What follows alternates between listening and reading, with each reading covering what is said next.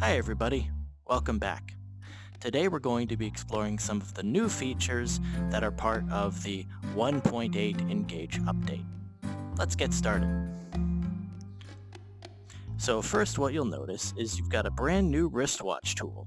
You've got your familiar microphone on-off. Today we're going to be exploring the new 3D pen tool. So just go ahead and take your right hand cursor, this little green ball here, and touch that 3D pen, and now you've got a 3D pen palette. So you can just touch your pen here, the tip of your pen there, and you can change the brush thickness of your pen. You can change the color of the pen. I'll go ahead and pick blue. You can choose which hand, left-handed or right-handed. You can even undo your previous brush strokes. So with the art palette in hand, I'm just going to go ahead and start drawing in midair. So I'm going to start here. Make a square there. And I'm going to make me a cube. Just like that. Very good. Cool. It's a little bit of a sloppy cube. Now, if I hit the check mark here, then the palette goes away, and you see that it is now an IFX object.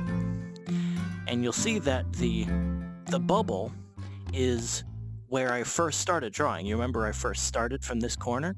So that's where the 3D bubble's gonna be.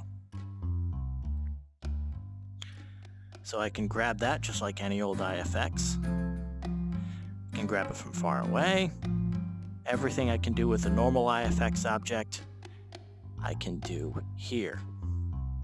I can even put one on the floor, clone it, and make a stack of them. Easy. And just like any old IFX, these can be part of a snapshot, they could be part of a recording, anything like that. So it's a super useful tool for building your own objects or having your students, for example, bring up the pen tool, red, say they want to point at something. You can just arrow there, easy. Super useful, super flexible. Once again, you can make the brush thicknesses different sizes, so you can do that. Super, super cool. So let your imagination run wild. Once again, once you've saved the object with your 3D pen tool, it just becomes an IFX object, and you can manipulate it just as you would any other IFX object.